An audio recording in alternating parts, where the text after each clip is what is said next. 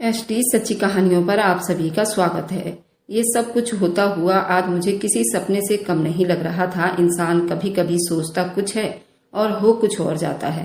इंसान तो अपने भविष्य के आगे तक का सोच लेता है, लेकिन सबसे बड़ी तो भगवान है। वे हमारे लिए हमेशा हमसे अच्छा तय करके रखते हैं, लेकिन हमें उसका ज्ञान नहीं होता और हम अपने ही बनाए गए भविष्य में अपना अतीत ढूंढने लगते हैं। लेकिन भगवान जो भी तय करते हैं वे हमारे अच्छे के लिए ही तय करते हैं। हाँ, उसका रास्ता बड़ी अजीब हो सकता है। जो हमारी किस्मत में भगवान ने लिखा होता है वह हमें जरूर मिलकर रहता है। मेरी कहानी भी कुछ ऐसे ही पेचीदा है।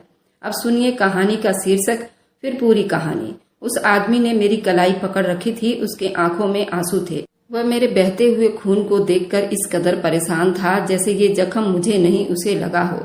पर मेरी आंखों में गुस्सा था और मुझे दर्द बिल्कुल भी नहीं हो रहा था। उसने कहा, माफ कर दो मुझे, ये सब कुछ मेरी वजह से ही हुआ है। मैंने कहा, हाँ बिल्कुल तुम्हारी वजह से ही हुआ है। उसने कहा कि शादी के बाद तो ऐसा ही होता है, और मैं हैरान रह गई थी क्योंकि मुझे पता था शादी के बाद ऐसा नहीं होता। मुझे नहीं पता था कि रुबीना की दोस्ती मुझे इस स्थान पर लाकर खड़ा कर देगी। रुबीना हमारे पूरे मोहल्ले की सबसे ज्यादा अच्छी लड़की थी, लेकिन अजीब बात ये थी लोग उससे दोस्ती नहीं करते थे। मैं उस मोहल्ले में बिल्कुल नई आई थी और मुझे अभी 2-3 महीने हुए थे, इसलिए मुझे नहीं पता था कि उसके पीछे वजह क्या है। पर मैंने उसे दोस्ती कर ली और अब मेरा उसके घर में आना जाना भी था। लेकिन वह कभी भी घर के मेन गेट से अंदर नहीं आने देती थी। कहती थी कि पीछे दरवाजे से आया करो। आजकल का जैसा जमाना है, लड़कियों को जल्द से जल्द अपने घर का हो जाना चाहिए। जबकि मैं अपने माँ बाप की सोच से एग्री नहीं करती थी, लेकिन अपने माँ बाप को कैसे समझाती जो हमेशा मेरी वजह से चिंता में पड़े रहते थे, कहीं कोई ऊंच नीच ना हो जाए। मेरी माँ मुझे देखकर हर वक्त किलसती रहती थी। एक तो भगवान ने इतनी खूबसूरती दी थी, ऊपर से जमाना खराब है, मुझे तो तेरी चिंता सताती रहती है। मैं अपनी माँ को समझा दिया करती थी, लेकिन मेरी माँ के दिल को चैन नहीं मिलता था। और आजकल मेरे लिए जोरों शोरों से रिश्ता ढूंढा जा रहा था, और फिर मेरे लिए अनिल का रिश्ता आ गया, जो पहले मेरे साथ ही पढ़ता था। अब हमारी पढ़ाई तो पूरी हो चुकी थी, लेकिन उसने रिश्ता भेज दिया। तो सब यही समझने लगे कि शायद ये सब लोग एक साथ पढ़ते हैं तो एक दूसरे को पसंद करते होंगे। लेकिन ये बात कुछ हद तक बिल्कुल सही भी थी। मुझे वह अच्छा लगता था। उसका नाम अनिल था और मेरा नाम नीलम था। मैं उसे मोहब्बत करती थी, तो उसके जज्बात भी मुझसे अलग नहीं थे। वह भी मुझसे मोहब्बत करता था और इसलिए उसने अपना रिश्ता भिजवाया था। हाँ, ये अलग बात थी कि कॉलेज में हम एक दूसरे से इतनी ज्यादा बातें नहीं करते थे, लेकिन एक दूसरे की आंखों के इशारों से समझ गए थे कि हम एक दूसरे को चाहने लगे हैं। लेकिन अनिल ने कभी हद पार करने की कोशिश नहीं की थी, क्योंकि वह मेरे मिजाज को अच्छी तरह जानता था कि मुझे लड़कों से दोस्ती करना बिल्कुल भी पसंद नहीं था। मैं अपनी हद में ही रहती थी, पढ़ाई से मतलब रखती थी। मैं कॉलेज में कभी भी किसी लड़के से दोस्ती नहीं करती थी, और शायद वो मेरी इमेज खराब नहीं करना चाहता था, इसलिए उसने मेरी तरफ कदम नहीं बढ़ाया, बल्कि आंखों के इशारों से सिर्फ जता दिया था कि वो मुझे पसंद करता है। मेरी आंखों में भी वह अपने लिए पसंद के रंग देख चुका था और इसलिए उसने अपना रिश्ता भिजवाया था। खैर, मेरे माँ बाप को मुझ पर पूरा भरोसा था। लड़के में कोई कमी ही नहीं थी, इसलिए रिश्ता पसंद कर लिया गया था। 2 महीने के बाद शादी हो गई थी और मैं अपने आंखों में हजारों सपने लिए उस दिन का इंतजार कर रही थी, जब मैं अनिल के नाम का सिंदूर अपनी मांग में भर रही थी और उसके नाम का मंगलसूत्र पहन रही थी। लेकिन मुझे नहीं पता था कि इससे पहले ही मेरी जिंदगी में एक ऐसा मोड़ आ जाएगा जो मेरी जिंदगी को तहस नहस करके रख देगा। अनिल से मेरी शादी हो रही थी और मैं मंडप में बैठी हुई थी, बहुत खुश थी कि तभी वहां पर एक आदमी आया, जिसको मैंने पहले देखा तो था, लेकिन मुझे ये नहीं पता था वह कौन है। पर उसके आने के तरीके से साफ पता चल रहा था कि वह कोई अच्छा काम करने के इरादे से नहीं आया था। उसका नाम ललित था, लेकिन सब उसे ललित शुक्ला का नाम से जानते थे और नाम से ही पता चल रहा था कि वह किस टाइप का आदमी था। उसके पास वह सारी चीजें थी जिसे वह किसी को भी डरा सकता था। उसने आते ही शादी रुकवा दी और कहा कि नीलम से शादी सिर्फ मैं करूंगा, क्योंकि मैं उसे पसंद करता हूँ। उसकी ये बात सुनकर मैं तो बिल्कुल हक्का बक्का रह गई थी। मेरे माँ बाप भी उसके अंदाज से डर गए थे। हम लोग शरीफ लोग थे, और सबसे अजीब बात ये थी जब उसने अनिल को कहा कि यहाँ से चले जाओ, नहीं तो तुम्हारी खोपड़ी उड़ाकर रख दूंगा। अगर अपनी जान प्यारी है तो अभी के अभी ये शादी छोड़कर चले जाओ। मुझे लगा अनिल तो डटकर खड़ा हो जाएगा और मुझे उस ललित शुक्ला से बचाएगा, लेकिन मैं तो आंखें फाड़े अनिल को देखती रही। जब उसने अपने गले में पड़ी वरमाला उतार कर साइड में रखा और वहां से जल्दी से फरार हो गया था, जाते जाते अपने माँ बाप को भी साथ ले गया। कहने लगा, मुझे बिन मौत नहीं मरना, अगर जिंदगी रहा तो तुम जैसी लड़कियां और भी मिल जाएंगी। मैं हैरान रह गई थी और मेरी हालत तो ऐसी हो गई थी जैसे ना तो मुझे कुछ सुनाई दे रहा था और ना ही दिखाई दे रहा था। ललित ने चाकू दिखाकर मुझसे शादी कर ली। मैं इस शादी को करना नहीं चाहती थी, लेकिन ललित के आदमियों ने मेरे माँ बाप के ऊपर बंदूक तानी हुई थी। अपने माँ बाप की जान बचाने के खातिर मुझे ललित से शादी करनी पड़ी। जब मेरी और ललित की शादी हो गई तो मेरे माँ बाप से कहने लगा, आप चिंता ना करें, मैं बुरा आदमी नहीं हूँ, मेरा बहुत बड़ा घर है और आपकी बेटी मेरी बहन की बहुत अच्छी दोस्त भी है, रूबीना, जो इतनी देर से चुप खड़ी थी लेकिन शकल से बहुत परेशान लग रही थी। मुझे तो अब पता चला था कि ललित रूबीना का भाई था और शायद उसके घर में ही उसने मुझे देखा था। मैंने भी उसे रास्ते में देखा था, लेकिन मुझे नहीं पता था ये रूबीना का भाई है। मुझे अब रूबीना पर भी गुस्सा आ रहा था। मेरी आंखों में आंसू भरे हुए थे। मैंने सिकवा भरी नजरों से रूबीना को देखा था। रूबीना से दोस्ती मुझे महंगी पड़ी थी। उसकी नजरों से साफ पता चल रहा था कि जो कुछ भी हुआ था वह भी इस सब से खुश थी। मैं शादी को स्वीकार नहीं कर पा रही थी। माना कि अनिल ने मुझसे धोखा दिया था, मुझे मुश्किल में छोड़कर भाग गया था। मेरे दिल में उसके लिए भी गुस्सा नफरत जलने लगी थी, लेकिन मैं ललित के लिए भी तैयार नहीं हुई थी। उसने भरे मंडप में मेरे माँ बाप की इंसल्ट की थी, उनके ऊपर बंदूक तानकर जबरदस्ती मुझसे शादी की थी, मेरी आत्मसम्मान को ठेस पहुंचाई थी, मेरा अपमान किया था, सबके सामने मेरे घर में घुस आया और मेरे माँ बाप को अपमानित किया था। वह मुझे गन पॉइंट पर ब्याह कर अपने साथ लेकर जा रहा था। ये कोई छोटी बात नहीं थी कि मैं हंसी खुशी आंखों में नई जिंदगी के सपने सजाए उसके साथ चल पड़ती, उसे अपना पति मान लेती। ऐसा कैसे हो सकता था? मैंने भी सोच लिया था कि मुझे अब आगे क्या करना है। जब मैं विदा होकर आ रही थी तो मेरे पापा रो रहे थे। उनके आंखों में आंसू और मेरे माँ की बेबसी देखकर मुझे बहुत सदमा लगा था, लेकिन इस बार तो मैं मजबूर थी। अपने माँ बाप को खुश करने के खातिर मैंने अपनी आंखों में आए आंसू साफ कर लिए थे। मैंने अपनी माँ को तसल्ली दी, माँ जो कुछ हुआ बुरा हुआ, लेकिन अब मेरी ललित से शादी हो चुकी है, खुद को संभालिए और मुझे भी हिम्मत दें। मैं विदा होकर ललित के साथ आ गई थी, उस इंसान के साथ जिससे मुझे नफरत महसूस हो रही थी। मुझे ललित के कमरे में बिठा दिया गया था। थोड़ी ही देर बाद रूबीना कमरे में आई थी। इससे पहले कि कुछ बोलती, मैं उसे हाथ के इशारे से चुप करवा दिया था। मैंने कहा, कोई जरूरत नहीं है कुछ बोलने की, सब कुछ तुम्हें पता था। जो कुछ हुआ तुम्हारी वजह से हुआ है। अगर तुम चाहती तो मुझे पहले से आगाह कर सकती थी। जरूर तुम्हें पता होगा कि तुम्हारा भाई मेरे लिए अपने दिल में क्या इरादे रखता था, लेकिन तुमने मेरी दोस्ती का गलत फायदा उठाया और तुमने मुझे धोखा दिया। अब मुझे पता चला कि तुम्हारे साथ कोई दोस्ती क्यों नहीं करना चाहता था, तुम्हारे बदमाश भाई की वजह से, और तुम मुझसे बता भी नहीं सकती थी। उसने कहा, मुझे माफ कर दो नीलम। भाई ने मुझे 2-3 बार कहा तो था कि मुझे तुम्हारी दोस्त नीलम बहुत ज्यादा अच्छी लगती है और मैं उससे शादी करना चाहता हूँ, लेकिन मैंने भाई को नहीं बताया था कि तुम्हारी शादी हो रही है, क्योंकि मुझे पता था कि तुम उससे कभी भी शादी नहीं करोगी। मैंने कहा, अच्छा, तुम डबल गेम खेल रही थी, एक तरफ से अपने भाई को खुश कर रही थी और दूसरी तरफ से मुझे लेकर मेरे साथ दोस्ती भी निभा रही थी। लेकिन जो हुआ वह नहीं होना चाहिए था। अब चली जाओ यहाँ से। लेकिन रूबीना कमरे से नहीं गई थी, बल्कि मेरे पास बैठ गई। कहने लगी, नीलम, लेकिन तुम तो मुझे बहुत मानती थी, मेरे बिना तुम्हें चैन नहीं आता था। याद करो जब तुमने मुझसे कहा था कि नीलम, काश कुछ ऐसा हो जाए, मैं और तुम हमेशा साथ रहें, और देखो ऐसा हो गया है। मैं और तुम हमेशा साथ रहेंगे, उसकी इस बात पर मैं गुस्से से भड़क उठी थी। मैंने उससे चिल्लाकर कहा कि यहाँ से चली जाओ, मैं तुम्हारा इस तरह के साथ नहीं चाहती थी। मैं तो तुम्हें दोस्त मानती थी और हमेशा तुम्हारी दोस्ती चाहती थी। मैं इतनी जोर से चिल्लाई थी कि वह वहां से डरकर चली गई थी। उसे पता था कि इस वक्त मैं कुछ भी सुनने के मूड में नहीं थी। मैंने जो सोचा था बस मुझे वही करना था। मेरा दिमाग इस वक्त तो बंद हो चुका था। जब ललित कमरे में आया तो मैंने उसे इतनी खूंखार नजरों से घूरा था, एक पल को मुझसे नजरें चुरा गया था। मैं बिल्कुल भी दुल्हनों की तरह बैठकर उसका इंतजार नहीं कर रही थी। मेरे सर पर घूंघट नहीं था। मैंने ज्वेलरी भी उतार कर फेंक दी थी।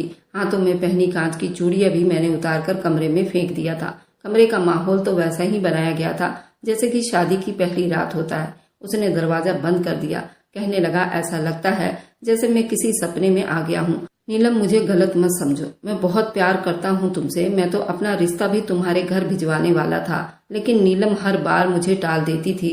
मुझे तो पता ही नहीं चला कि तुम्हारी शादी होने वाली है। जैसे ही पता चला मैं तो पागल हो गया था और फौरन ही तुमसे शादी करने के लिए वहां पहुंच गया था। बहुत प्यार करता हूँ तुमसे, सारी खुशियाँ तुम्हारे कदमों में लाकर ढेर कर दूंगा। लेकिन जो कुछ मैंने किया है, जिस तरीके से तुम्हें अपनाया है, मेरी इस गलती को माफ कर दो। कहते कहते वो मेरे करीब आ गया था और मेरा हाथ पकड़ लिया। मैंने उसे गुस्से भरी नजरों से घूरा था और देखते ही देखते मैंने अपने हाथ की नस काट ली।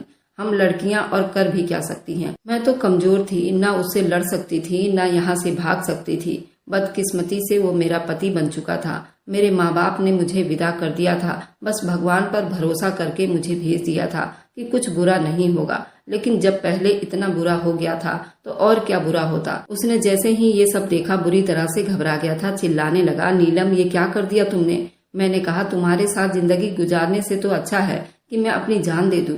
तुम जिस तरह से मुझे लेकर आए हो ना, ऐसी आई हुई लड़कियां कभी भी घर में नहीं बसती। तुम्हें क्या लगता है मैं बल्कि बिछाकर तुम्हारा इंतजार कर रही थी? मेरी हालत बुरी हो रही थी, मुझे ठीक से कुछ नजर भी नहीं आ रहा था। मेरी सांस अब उखड़ने लगी थी। ऐसा लगा कि अब मैं बेहोश हो जाऊंगी, क्योंकि मेरी कलाई से बहुत ज्यादा खून बहने लगा था। ललित इतना ज्यादा खून बहता देखकर एकदम से घबरा गया था। उसने जल्दी से अपनी जेब से रुमाल निकाला और मेरी कलाई पर बांध दिया था। मैं खुद को उसे छुटाने की कोशिश कर रही थी, लेकिन अब मेरे अंदर इतनी जान भी नहीं बची थी और मैं बेहोश हो गई।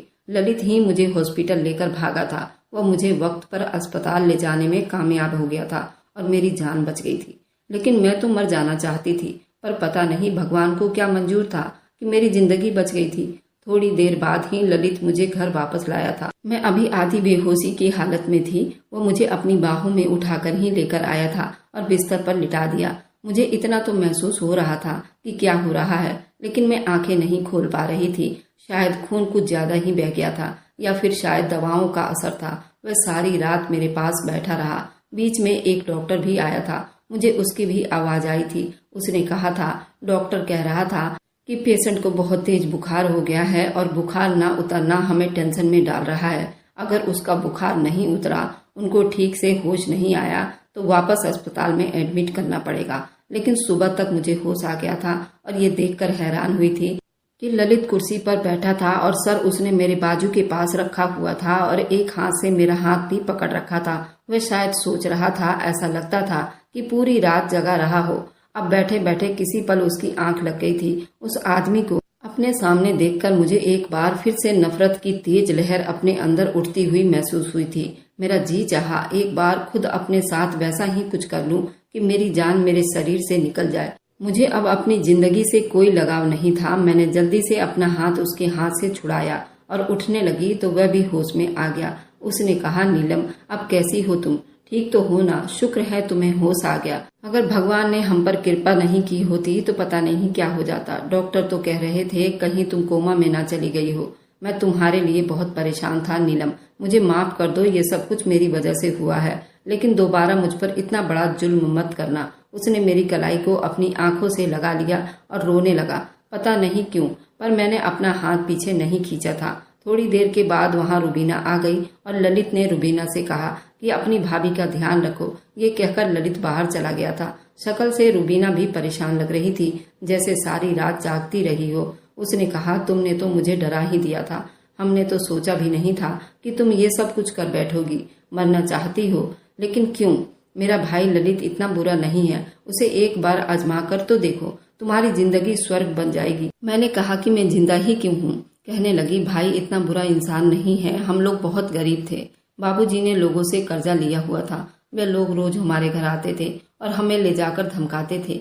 एक दिन भाई ने उन पर हाथ उठाया और उसको धक्का दे दिया, लेकिन वे आदमी पीछे पड़ी ईंटों के ढेर पर गिर गया था और एक नुकीला पत्थर उसके सर में लग गया था। उसके मौके पर ही मौत हो गई थी। ललित उस वक्त सिर्फ 15 साल का था, यानी कि मुसीबत को खत्म करने के लिए एक और मुसीबत आ गई थी। लेकिन फिर एक आदमी ने हमारी मदद की और भाई को अपने साथ रख लिया और वह मेरे भाई से गलत काम करवाता था, गरीबों पर जुल्म करवाता था। इसलिए तब से मेरे भाई ने उसका साथ छोड़ दिया और अब वह खुद सबकी मदद करता है। उसका तरीका बुरा है, लेकिन काम बुरा नहीं करता। उन लोगों से लेता है जो गरीबों का हक मारकर बैठे होते हैं। तुम ही बताओ, क्या वह सब करना गलत है? लेकिन दुनिया वाले तो अच्छे भले आदमी को भी बदनाम कर देते हैं। इसलिए मेरा भाई भी बदमाश मशहूर हो गया था। और तुम ही बताओ कि वह तुमसे इतनी मोहब्बत करता है। तुम्हारी शादी हो रही थी, अगर वह ताकत का सहारा लेकर तुमसे गन पॉइंट पर शादी ना करता तो फिर क्या करता?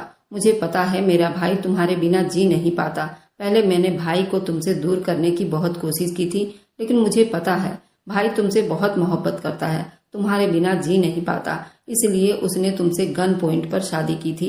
और तुम्हें क्या पता कि रात को भाई तुम्हारे लिए कितना ज्यादा परेशान था। 1 मिनट भी नहीं सोया, खाना भी नहीं खाया है। वह तुम्हारे पास ऐसे बैठा था जैसे उसकी ही जान निकल गई हो। लेकिन तुम अभी नहीं समझोगी क्योंकि तुम गुस्से में हो। धीरे धीरे तुम्हें समझ आ जाएगी। मैंने कहा कि मुझे कभी समझ नहीं आएगी। गलत काम हमेशा गलत होता है। गलत काम के पीछे कोई वजह नहीं होती। और अगर उसे मुझसे मोहब्बत थी तो इसका मतलब ये तो नहीं है कि मुझे भी उससे मोहब्बत हो जाएगी। मैंने कहा था कि मैं अनिल को पसंद करती हूँ तो रुबीना कहने लगी, वह अनिल जो एक धमकी से ही अपने माँ बाप को लेकर मंडप से भाग गया था, तुम्हारी उसके साथ क्या जिंदगी होती? वह तो तुम्हें कभी भी मुसीबत में छोड़कर भाग सकता था। वह एक डरपोक आदमी था। लेकिन मेरा भाई तुमसे सच्ची मोहब्बत करता है। तुम्हें ये बात समझ आ जाएगी। रात हुई तो ललित मेरे कमरे में आया। मैं पहले से ही गुस्से में बैठी थी। वो मेरे लिए मेरी पसंद का मलाई चाप और रोटी लेकर आया था। शायद उसे रुबीना ने बताया था कि मैंने खाना नहीं खाया है और भी बहुत कुछ लेकर आया था। खाने पीने का सारा सामान उसने टेबल पर रखा और कहा कि मैंने रुबीना से पूछा था तुम्हें खाने में क्या पसंद है, तुम्हारे लिए वही सब लेकर आया हूँ। मैंने कहा क्यों, पहले मुझे खिलाओगे और उसके बाद वसूल करोगे? पूरा दिन तो कमरे में नहीं थे और रात होते ही तुम कमरे में आ गए हो। अगर मेरा इतना ही ख्याल था तो पूरा दिन कहाँ थे? तो वह हैरान होकर मुझे देखने लगा। उसने कहा कि तुम आराम कर रही थी ना, इसलिए मैं बाहर था। मैं तुम्हें परेशान नहीं करना चाहता था। मैंने कहा अच्छा, इतनी मेरी तुम्हें चिंता थी तो अब क्यों आए हो कमरे में? जो तुम चाह रहे हो वह कभी नहीं हो सकता। तुमने मुझसे शादी की है इसलिए कि तुम मेरे शरीर को हासिल कर सकोगे, लेकिन याद रखना मेरे तन को हासिल कर सकोगे लेकिन मेरे मन को कभी जीत नहीं सकते। आज तुम मेरे साथ जबरदस्ती कर सकते हो, लेकिन याद रखना मेरे मन के दरवाजे को तोड़ सकते हो लेकिन उसे खोल नहीं सकते। ये कहते कहते मैं अपना दुपट्टा अपने गले से उतार कर फेंक दिया था। मैंने कहा लो कर लो अपनी मर्जी पूरी, क्योंकि मुझे पता है मैं कमजोर सी लड़की तुम जैसे बदमाश लड़के का कुछ भी नहीं बिगाड़ सकती। ज्यादा से ज्यादा मैं अपनी जान ही ले सकती हूँ और वह मैं लेकर देख चुकी हूँ। लेकिन शायद भगवान को भी मुझे अभी मौत नहीं देनी है, इसलिए मुझे जिंदगी दे दी। ललित कुछ देर तक मुझे देखता रहा, फिर उसने जमीन पर पड़ा हुआ दुपट्टा मेरे कंधों पर लाकर फैला दिया। बड़े ही प्यार से मुझे पकड़ाकर बेड पर बिठाया, कहने लगा, नीलम जब तक तुम नहीं चाहोगी मैं तुम्हें हाथ भी नहीं लगाऊंगा। मैं सिर्फ तुम्हें ये चीजें देने के लिए आया था क्योंकि तुमने सुबह से कुछ भी नहीं खाया है। अगर तुम नहीं चाहती कि मैं इस कमरे में रहूं तो मैं यहाँ से भी चला जाऊंगा, लेकिन बस तुम गुस्सा मत करना वरना तुम्हारी तबीयत खराब हो जाएगी। प्यार करता हूँ तुमसे, सारी जिंदगी तुम्हारे साथ गुजारना चाहता हूँ। तुम्हारे साथ पल दो पल साथ नहीं चाहिए, मुझे 7 जन्मों का साथ चाहिए। मैं भगवान से यही प्रार्थना करता हूँ कि मेरी तुम्हें ये बात जल्दी समझ आ जाए। इतना कहकर वह वहाँ से चला गया था और मैं हैरान रह गई थी, क्योंकि जैसा मैं सोच रही थी ऐसा बिल्कुल भी नहीं था। ललित ने मेरे साथ बिल्कुल भी जबरदस्ती नहीं की थी। हालांकि वह चाहता तो मेरे साथ जबरदस्ती कर सकता था। उसके लिए मैंने अपना आप पेश कर दिया था और फिर मैं उसकी पत्नी थी। वह जबरदस्ती मेरे साथ अपना हक भी वसूल कर सकता था, लेकिन उसने मुझे उंगली भी नहीं लगाई थी। 2 दिन हो गए थे और वह कमरे में नहीं आया था। वह मुझे वक्त पर खाना भिजवाता था, दिन में 2 बार जूस भी भिजवाता था, दवाई भी टाइम पर भिजवा देता था, लेकिन खुद कमरे में नहीं आता था। रोज मेरे कमरे में नए फूल लगवाता था जिससे कि मेरे कमरे में ताजगी रहे। कमरे की दीवार पर एक बड़ी सी LED सी भी लगवा दी थी ताकि मैं बोर ना हो जाऊं। रुबीना के साथ भी मेरी बातचीत अब शुरू हो गई थी। मेरे माँ बाप भी मुझसे मिलने के लिए आए थे। ललित खुद उनको लेने गया था और जब वे लोग आए तो उनका बहुत अच्छे से सम्मान किया गया था, उनकी इज्जत की गई थी, इतना ख्याल किया गया, मैं हैरान रह गई थी। मेरे माँ बाप भी कहने लगे कि लड़का बुरा नहीं है और फिर आजकल के जमाने में इंसान को ऐसा ही होना चाहिए जो अपनी बीवी बच्चों के लिए सारे जमाने से लड़कर खुशियां छीन सके। अनिल जैसा नहीं जो तुम्हें मुसीबत में छोड़कर मंडप से भाग गया था। बेटा अब हमें ये बात करते हुए बुरा नहीं लगता, लेकिन भगवान ने तुम्हें एक बहुत अच्छा हमसफर दिया है। इतनी इज्जत तो तुम्हारी कभी अनिल ने भी नहीं की थी जितनी इज्जत हमारी ललित ने की है। ललित को माफ कर दो और उसके साथ एक अच्छी खुशगवार जिंदगी जियो। ललित दिल का बुरा नहीं है, उसके साथ कभी कुछ बुरा मत करना और अपने साथ फिर दोबारा ऐसी गलती मत करना। 2 दिन बाद मुझे पापा ने फोन करके बताया कि मेरी एक जगह पैसे अटके हुए थे। तुम्हें तो पता है कि पिछले 2 साल से हम लोग कितना परेशान थे और वकील की फीस भर भर कर हम परेशान हो गए थे। लेकिन न जाने ललित ने ऐसा क्या किया, वह आदमी खुद सारे पैसे लेकर हमारे दरवाजे पर आ गया। हमसे माफी भी मांगी और वह कहता है अगर कोई और काम है तो मुझे बताना, मैं वह भी कर दूंगा। पता नहीं ललित ने उसे क्या कहा बेटा, लेकिन हमारी इतनी बड़ी समस्या उसने हल करवा दी है। ललित बहुत अच्छा लड़का है, तुम्हें तो खुश होना चाहिए कि तुम्हें इतना अच्छा जीवन साथी मिल गया है, तो जो पूरी जिंदगी तुम्हारी रक्षा करेगा और तुम्हारी इज्जत पर कभी आंच भी नहीं आने देगा। मेरे पापा बहुत ज्यादा खुश थे। रूबीना भी मेरा बहुत ख्याल रख रही थी। मैं सोचने लगी अगर मेरी शादी अनिल से हो जाती तो क्या मुझे ऐसा घर मिलता। अनिल की तो 4 बहनें थी और सब की सब बहुत नकचड़ी और बदतमीज थी और उसकी माँ भी ऐसे ही थी। शादी पर ही इतनी अजीब बातें कर रही थी। उसने हमसे पूरे 10 लाख रुपए मांगे थे, तब जाकर रिश्ता तय हुआ था और मेरे पापा ने वो पैसे कर्ज पर उठाए थे, तभी तो वो पैसों के लिए परेशान रहा करते थे। लेकिन यहाँ पर ललित मेरा बहुत ख्याल रख रहा था, मेरे माँ बाप का भी बहुत ध्यान रखता था। उधर रूबीना भी दिन रात मेरी सेवा करती थी, भाभी भाभी कहकर मेरे आगे पीछे घूमा करती थी। शायद मुझे ऐसा परिवार कहीं नहीं मिलता। मैं यही सोचते सोचते सो गई थी जब मुझे रात को ऐसा महसूस हुआ कि कोई मेरे पाँव के पास बैठा है। पहले तो मैं डर गई थी, लेकिन जब मैंने देखा तो वह कोई और नहीं बल्कि ललित था। मैंने लैंप ऑन किया, कहा कि तुम यहाँ क्या कर रहे हो, तो कहने लगा बस मेरा दिल ही नहीं मान रहा था और जी चाहता था कि तुम्हें एक झलक देख लूं, इसलिए तुम्हें देखने के लिए चला आया था। तुम सोते हुए बहुत ही प्यारी लग रही थी, इसलिए यही बेड पर तुम्हारे पास बैठ गया। मैंने कहा लेकिन मैं तुमसे कहा था ना कि कमरे में मत आना। मेरी बात सुनकर वह शर्मिंदा हुआ था, नजरें चुरा गया। कहने लगा इसलिए तुम्हें जगाया नहीं था, चुपचाप तुम्हें देख रहा था और थोड़ी देर के बाद मैं चला भी जाता। मुझे माफ कर दो, मैं अभी चला जाता हूँ। वह इतना कहकर वहां से वापस चला गया और मैं कुछ भी कह नहीं पाई। उसके बाद अब मैं धीरे धीरे बदलने लगी थी। अपने माँ बाप के घर भी गई थी, वहां पर भी वो मेरे साथ आया था। मेरे माँ बाप भी बहुत खुश थे। मेरी मम्मी ने मुझे समझाया था कभी कभी कोई इंसान हमें इसलिए भी अच्छा लगने लगता है कि वो हमारे अपनों के साथ बहुत अच्छे से पेश आता है, और शायद ललित की इसी अच्छाई ने मुझे अपने तरफ खींच लिया था। वह मुझसे जुड़े हर रिश्ते का बहुत अच्छा ख्याल रखता था, मेरी छोटी छोटी बातों का एहसास करता था। हमारी शादी को 3 महीने हो गए थे और उसने वाकई में मुझे हाथ तक नहीं लगाया था। अगर बुरा आदमी होता तो कभी भी ऐसा नहीं करता, बल्कि अपना हक समझकर मेरे साथ जबरदस्ती अपना हक वसूल करता। मेरे दिल में भी उसके लिए अब प्यार पनपने लगा था। ये कैसा प्यार था, ये कैसी कशिश थी। मैं भी उसके बारे में सोचने लगी थी, ना चाहते हुए भी हर वक्त ललित के बारे में सोचती। अब मेरा दिल अंदर कमरे में नहीं लगता था। मैं बाहर आती और ललित को देखने की कोशिश करती, लेकिन मैं अपने मुंह से ललित को नहीं कह सकती थी कि तुम मेरे साथ मेरे कमरे में रहो। वह मेरा पति था, लेकिन ऐसा लगता था कि उसके पास जाने के लिए मुझे बहुत लंबा सफर तय करना पड़ेगा।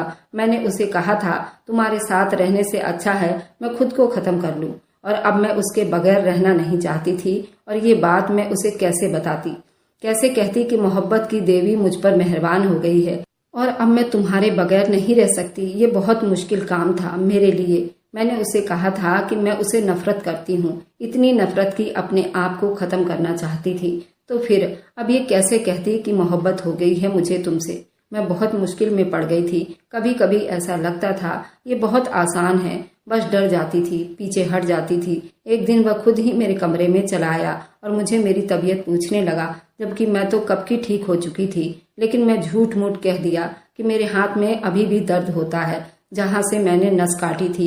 कहते कहते मैं अपना हाथ उसकी तरफ बढ़ा दिया था। उसने बेचैन होकर मेरा हाथ पकड़ लिया था और मेरे हाथ को देखने लगा, लेकिन मैं धीरे धीरे उसके और भी करीब हो गई थी, इतनी करीब कि मेरे सांसें उसके चेहरे पर पड़ने लगी थी।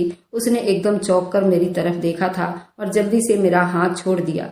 शायद वह भी कुछ समझ गया था। मैंने एक नजर उठाकर उसके चेहरे की तरफ देखा था, जहाँ सिर्फ और सिर्फ विश्वास था, लेकिन आंखों में ऐसी चमक थी जैसे उसे दुनिया की सारी खुशी मिल गई हो। कहने लगा, सच में नीलम, क्या तुमने मुझे माफ कर दिया? मैंने सर को हाँ में हिला दिया था। मेरा इशारा पाते ही ललित ने मुझे कसकर अपनी बाहों में भर लिया था। कहने लगा, नीलम, मुझे विश्वास नहीं हो रहा कि तुमने मुझे माफ कर दिया और मेरी मोहब्बत को अपना लिया है। कुछ देर बाद उसने मुझे खुद से अलग किया। शर्म के मारे मैं तो नजरें ही उठा नहीं पा रही थी। मेरी ये शर्म देखकर ललित जोर से हंस पड़ा था। कहने लगा, पति हूँ तुम्हारा, इतना शर्माने की जरूरत नहीं है। मैंने आंखें खोलकर उसकी तरफ देखा तो उसकी आंखों में मेरे लिए मोहब्बत ही मोहब्बत नजर आ रही थी, जितनी शायद मैं आज तक सपने में भी नहीं सोच सकती थी। मैं फिर से उसके गले लग गई और रोने लगी। मैंने कहा, मुझे माफ कर दो, मैं तुम्हें गलत समझा था। इस समाज की जुबान बोल रही थी, समाज की आंखों से ही तुम्हें देख रही थी। ये नहीं देखा कि तुम मुझसे कितना प्यार करते हो और मैं पागल हूँ। मैंने तुम्हें कितना बुरा भला कहा, कितना बुरा किया तुम्हारे साथ। वह कहने लगा कि अच्छा, तो मैंने भी तुम्हारे साथ नहीं किया था, गलती मुझसे भी हुई थी, मुझे भी माफ कर दो और मैं भी तुम्हारा गुस्सा माफ कर देता हूँ। मैंने कहा कि कर दिया माफ, बस अब तुम्हारे साथ ही रहना है। कहने लगा, अभी मुझे थोड़ा काम है, मैं रात को वापस आता हूँ। ये कहकर वह कमरे से चला गया था और जाते जाते अचानक पलटकर मुझे देखा था तो नहीं लग रहा था वह रात को आएगा, लेकिन वह रात को आ गया और मुझसे इजाजत लेने लगा। आ जाऊं कमरे में? मैंने कहा, जी आपका ही कमरा है, आप नहीं आओगे तो मैं आ जाऊंगी आपके कमरे में। इस बात पर हम दोनों ही हंसने लगे, लेकिन जब वो चला गया तो मेरी आंखों में खुशी के आंसू भी थे। मैंने ललित को दिल से स्वीकार कर लिया था। शादी तो हमारी पहले ही हो चुकी थी, अब हम लोग एक दूसरे के हो गए थे। मैंने रुबीना से भी माफी मांग ली थी, क्योंकि मैंने उसे भी बहुत बातें सुनाई थी, पर उसने भी मुझे एक ही पल में माफ कर दिया था। लेकिन रात के 11 बज गए थे और ललित वापस नहीं आया था। अब तो मुझे चिंता होने लगी थी और मैं रुबीना से पूछ लिया कि ललित कहाँ है। मेरी ये बेबसी देखकर रुबीना शरारत से मुस्कुराने लगी। कहने लगी, मैं बहुत खुश हूँ कि तुमने भाई की मोहब्बत को स्वीकार कर लिया है। उसकी बात पर मैंने हंस दी थी। कहने लगी, कुछ देर इंतजार कर लो, बस तुम्हें भाई के पास ही पहुँचा दूंगी। मुझे कुछ समझ नहीं आ रहा था। रुबीना की आंखों में कुछ ऐसा था जो मैं समझ नहीं पा रही थी। रुबीना ने मुझे कमरे में भेज दिया था। कुछ देर के बाद वो मेरे कमरे में आई थी। मुझे एक रेड कलर का लहंगा देते हुए कहने लगी, इसे पहनकर तैयार हो जाओ, भाई ने खास तुम्हारे लिए भिजवाया है। उस रेड कलर के लहंगे को देखकर मैं सब कुछ समझ गई थी। मेरी आंखें शर्म से खुद ब खुद झुक गई थी। रुबीना के सामने मुझे शर्म आ रही थी, क्योंकि मुझे पता था आज ललित के इरादे क्या थे। मेरी झिझक देखकर रुबीना ने मेरी मुश्किल हल कर दी। कहने लगी, इतना शर्माने की जरूरत नहीं है। मुझे पता है आज तुम दोनों की जिंदगी की नई शुरुआत होने वाली है और मैं भगवान से प्रार्थना करती हूँ तुम दोनों को कभी नजर न लगे। रुबीना ने मुझे तैयार कर दिया था और मुझे ले जाकर ललित के कमरे में छोड़ दिया था। मैं अंदर आई तो दंग रह गई थी, क्योंकि पूरा कमरा फूलों से सजाया गया था। ललित अपनी शादी की पहली रात को स्पेशल बनाना चाहता था और उसने स्पेशल ही बनाया था। पूरा कमरा ऐसा था जैसे दुल्हन की तरह सजाया गया हो। मैं कमरे में दाखिल हुई तो ललित ने हाथ पकड़कर मुझे बेड पर बिठाया था। आज उसकी आंखों में मोहब्बत को पा लेने का नशा था। उसने मुंह दिखाई कि एक प्यारी सी चैन मेरे गले में पहनाई थी और मेरे माथे को चूमकर मुझसे वादा किया था कि जिंदगी में इतनी खुशियां दूंगा कि तुम्हारा दामन भी कम पड़ जाएगा। मैंने भी ललित के सीने पर अपना सर रख दिया था और अपनी आने वाली जिंदगी के लिए भगवान से प्रार्थना करने लगी थी। और वाकई ललित ने मुझे इतना प्यार दिया कि मैं सब कुछ भूल गई थी। अगर आपको आज की कहानी पसंद आई है तो वीडियो को जरूर लाइक कीजिएगा और अपने दोस्तों के साथ शेयर भी कीजिएगा। और हाँ, अगर आपने अभी तक हमारे चैनल को सब्सक्राइब नहीं किया है तो जरूर सब्सक्राइब कर लीजिए। मिलते हैं हम अपनी कल की एक नई दिलचस्प कहानी के साथ। मुझ पर सदा अपना प्यार और स्नेह बनाए रखें। सभी को मेरा प्यार भरा नमस्कार दोस्तों।